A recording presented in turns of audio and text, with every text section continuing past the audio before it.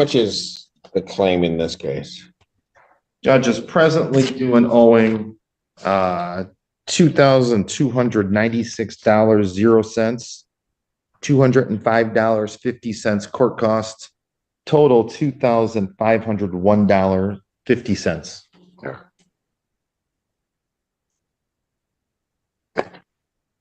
Okay, folks, how were you intending on getting this paid? So we did have some questions because Okay. so at our previous hearing, we've been out since March the 4th, and Nicholas Gross was supposed to continue making the payments, and he did not. And we tried to sign a notice to vacate, but because of this situation, Nicholas has not been in contact with us. We've reached out to him multiple times. He was still talking to us in March. And he was like, I'm going to make the payments. I'm struggling. I'm going to make the payments. So we said, okay, well, we'll pay $1,000 towards it, which we have made all the previous for the length of the lease. We've made all the payments. Nicholas has not made any payments.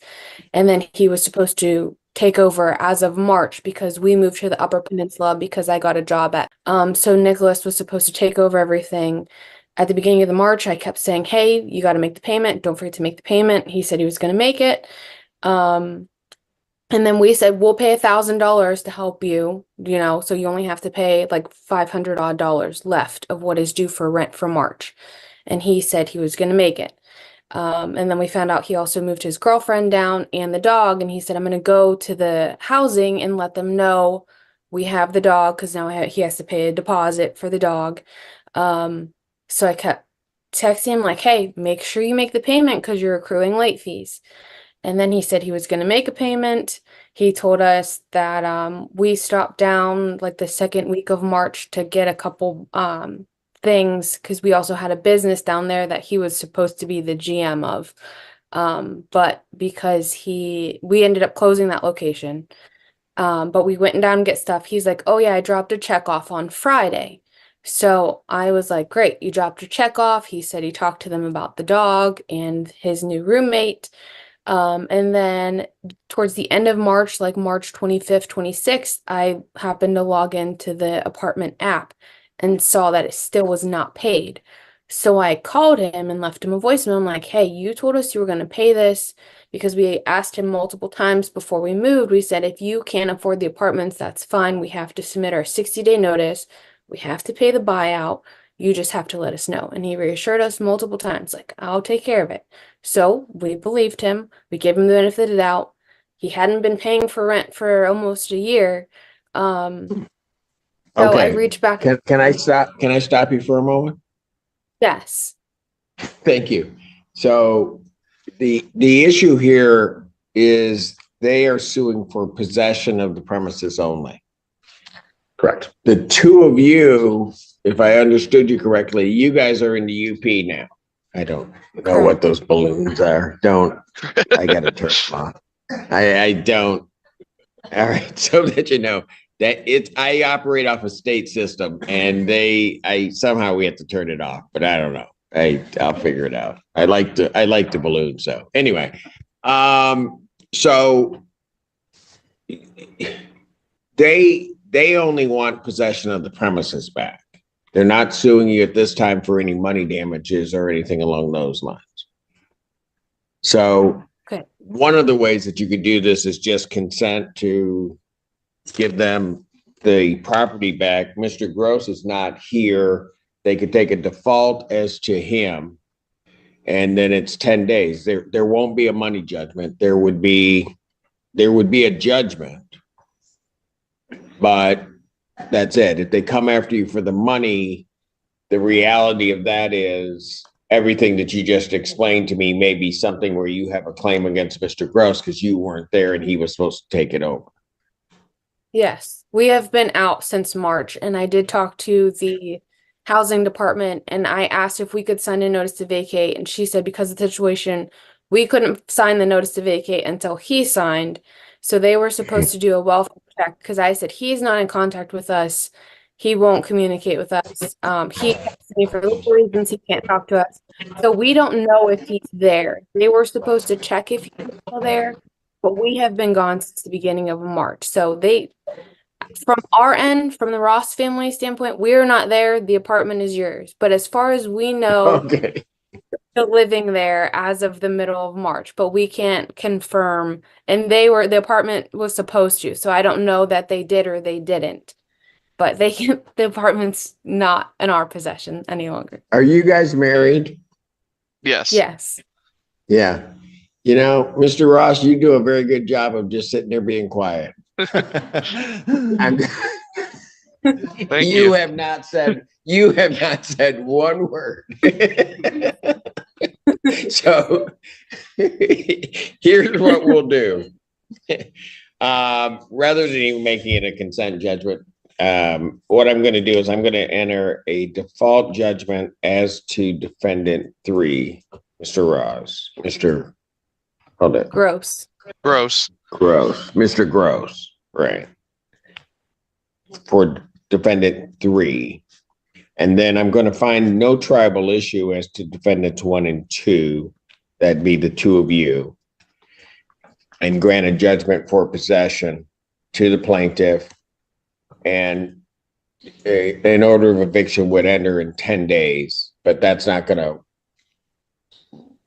really not going to have any bearing on you guys. And that way, if he doesn't come up for air, respond, do whatever, then they're going to go in and they can take the premises back and do that.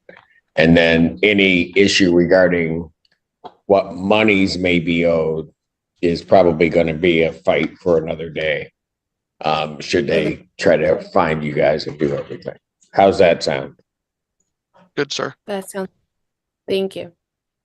So finally he says something. Yeah, sure. I was shocked. I didn't know if he was connected to audio. I didn't see his top light up at all. And all of a sudden it did. 11 years. I'm learning. To the extent that you care or the grosses care, I will say this, that my client has gone and done an inspection of the premises. Looks like Mr. Gross is out, but there is some property remaining in the unit, is my understanding. Okay, but that's not your property, so they've done that. Correct. Okay, so I'm gonna do it that way, and then you guys are all set. Awesome. Okay. Thank you. So if there's something else that they need, someone will reach out to us, right? We don't have. Now, is that what's happening, or? I think from my client's end, as long as they get the judgment, they'll go in and move anything out that's not there, assuming it's not gone after. I've got a writ date of 5/6, Your Honor. Yes. Okay. So no, we should be all set. If there's an issue, as Judge Simpson indicated earlier, if there's an issue with the money later, my client can pursue that, whether they will or won't. I don't know the answer to that question right now, but yes. And if you guys want to try to square it up with them or do something, you're always welcome to reach out and see if you guys want to do something. I know that you've got your own issues with Mr. Gross, and you guys can sort that out between the 3 of you if push comes to Okay. shove. All right. Okay, thank you. Thank you. You guys take care of each other, please. You too. Thank you. Have a good day. Thank you. Right. Shady again. Huh?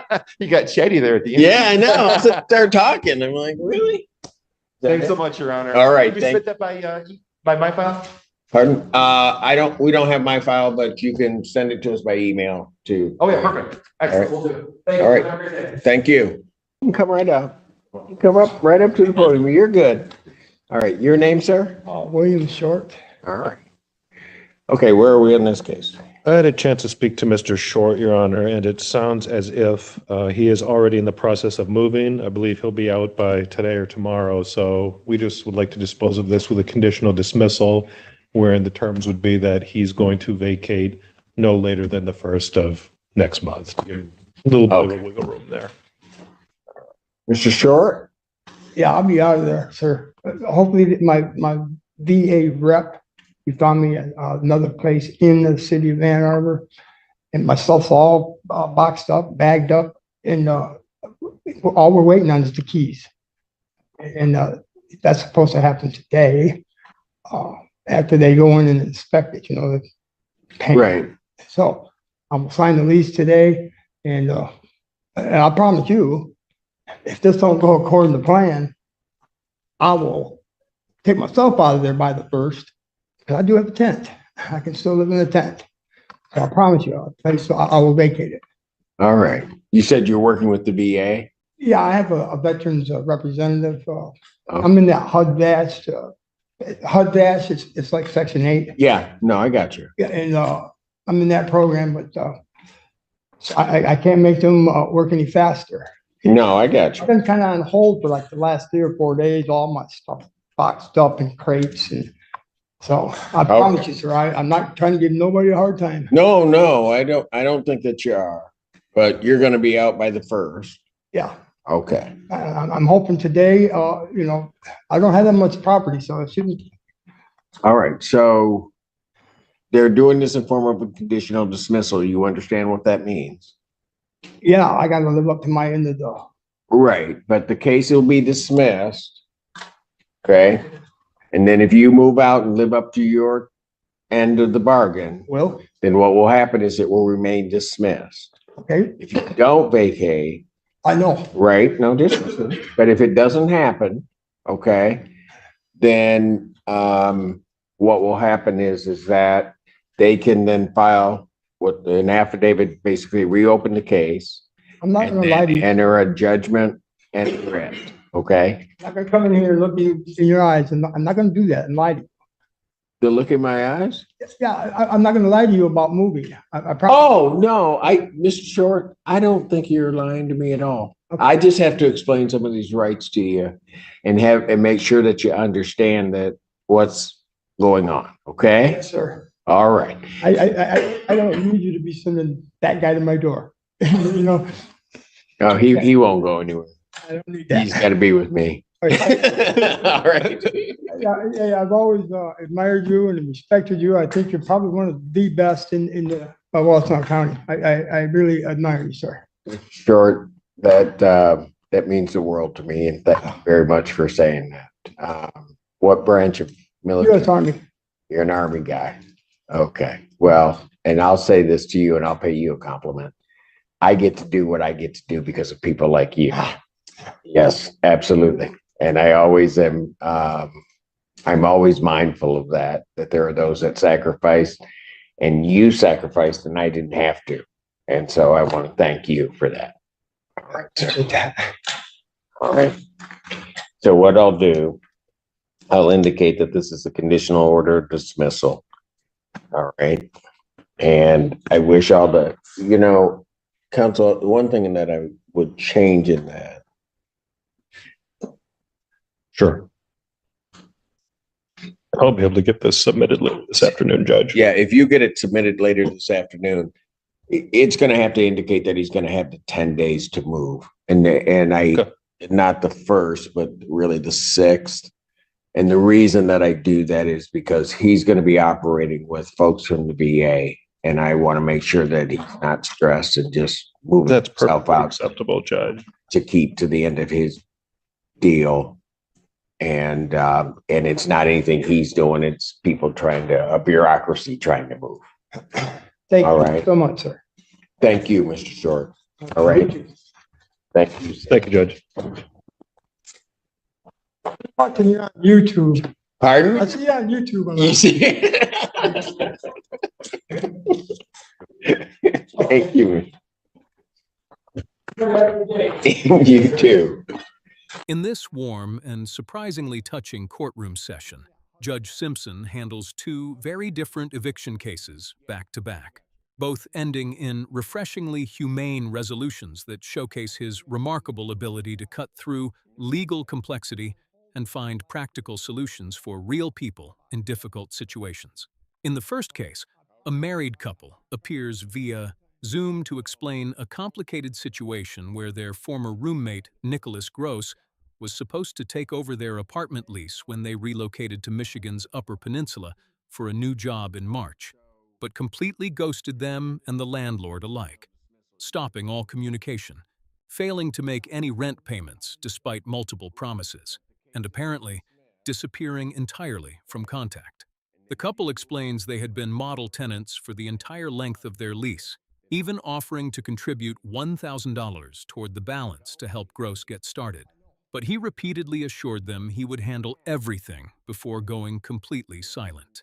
Judge Simpson listens carefully and immediately identifies the cleanest solution: enter a default judgment against the absent gross, find no triable issue as to the responsible couple who are clearly not even in possession of the premises anymore, and grant possession back to the landlord with a 10-day eviction order that, practically speaking, will not affect the couple at all, since they have already moved out. He closes by noting with amusement that the husband sat completely silent throughout the entire hearing without saying a single word, and when the husband finally thanks the judge at the very end, Simpson jokes that he was genuinely shocked to discover he was even connected to audio. The second case is perhaps the most emotionally moving of the session. A veteran named William Short appears for an eviction hearing, but immediately disarms the entire room with his straightforward honesty, explaining that he is already packed up and just waiting for his VA housing representative to finalize keys to his new place in Ann Arbor, promising the judge that if the new place falls through, he will literally live in his tent rather than stay past the deadline. Judge Simpson responds with genuine warmth and deep respect, giving Short a 10-day conditional dismissal and personally thanking him for his military service, telling the Army veteran with complete sincerity that he gets to do what he does every day because of people like him who sacrificed so others would not have to. A moment so genuine and moving that even the courtroom audience, watching on YouTube, could feel its impact.